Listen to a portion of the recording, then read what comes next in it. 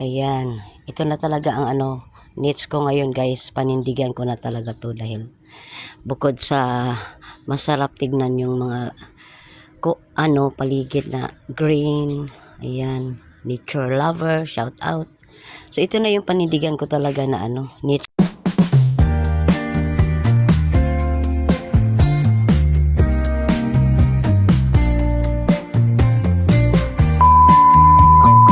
Ayan, umpisahan na natin yung ating trabaho dito sa Facebook.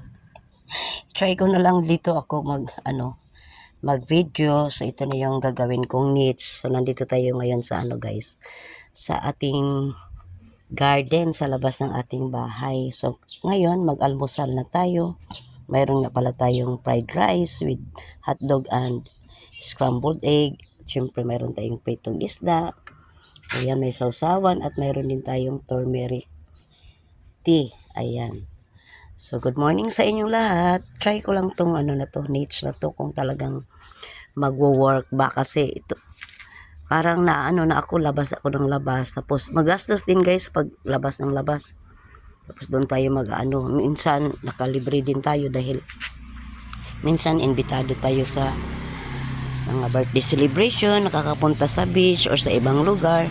Kaya iyon. So ngayon, i-try ko itong niche na to na dito lang ako sa aking garden. So ayan. So pag makikita mo yung mga halaman, syempre nabubusog na rin tayo. So ayan guys, let's eat.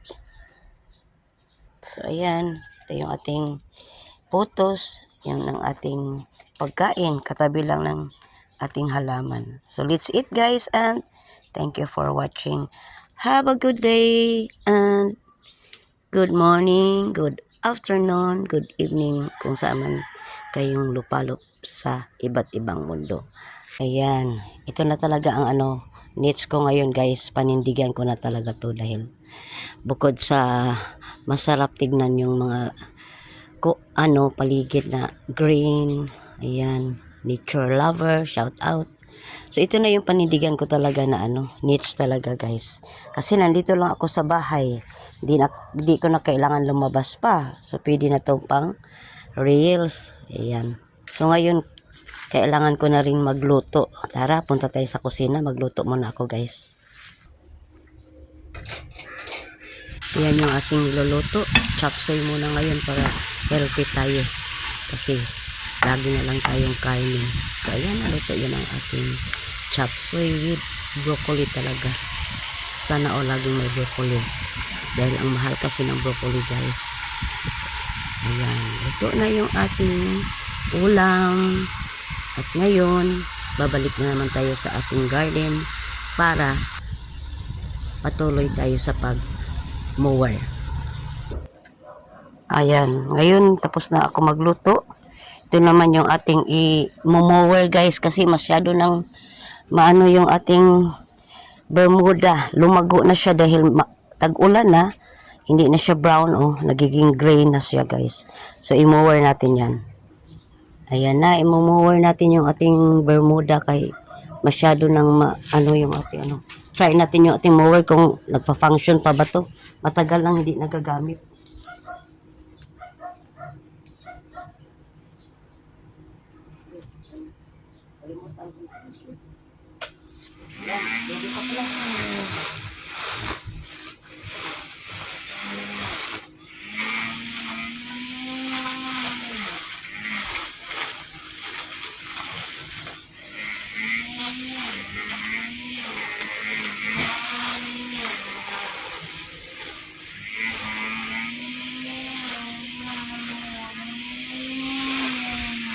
Function pa pala siya.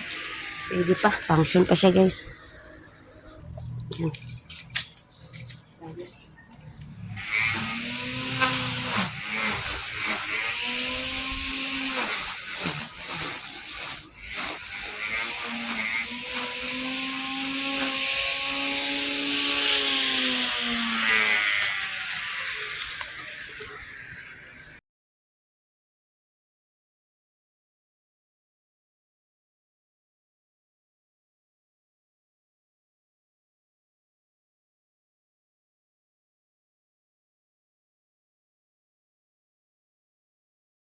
Ayan, tapos na. Na-mower na natin guys. Medyo pantay na ang kanyang sa Bermuda. So, yung banda sa yung dito banda, gugupitin ko to ng scissor para makita yung ating brakes dito na nakalagay. So, ayan, hindi kasi pwede i-mower dahil mayroong bakal. Delikado, baka matalsikan tayo ng blade sa mower. So, ayan. Thank you guys for watching. Ayan, gupitan lang natin to ganito. Ayan lang siya. Para siya makita naman yung brakes. Ayan. Di ba? Medyo nakita na yung brakes niya. Ayan. Kailangan natin maging productive araw-araw. Kasi mas maganda may maganda paggalaw-galaw tayo guys. Hindi lang puro kasi tapos na tayo makapag-engage ating kapwa. Content creator. Ayan. Tapos na mag-engage. So dito naman tayo sa ating gawaing bahay. At syempre at the same time, mayroon tayong i-upload kasi yun ang ating trabaho dito sa Facebook. So yan. Ganda na, tignan ko kang pantay. Ayun lang. Yan lang muna ating ipakita. Ayan na. Tingnan. So ayan na, nagupitan na natin yung ng mga bricks. Medyo na tignan. Hindi na magulo. So ayan na yung ating brakes. Nakikita na siya kasi nagupitan ko na siya dito. 2,000 years later. So yan na yung ating linis na garden. Ayan na, kitang-kita na yung ating brakes. Medyo maayos na tignan. And thank you guys for watching. Ayan, umaambo na naman. Kaya yung halaman ko, yung garden ko, lumalago na. Gumanda na talaga siya as in. At ayan guys, thank you for watching. Have a good day and see you on my next vlog again. Ayan na po. Nature lover. Bye everyone.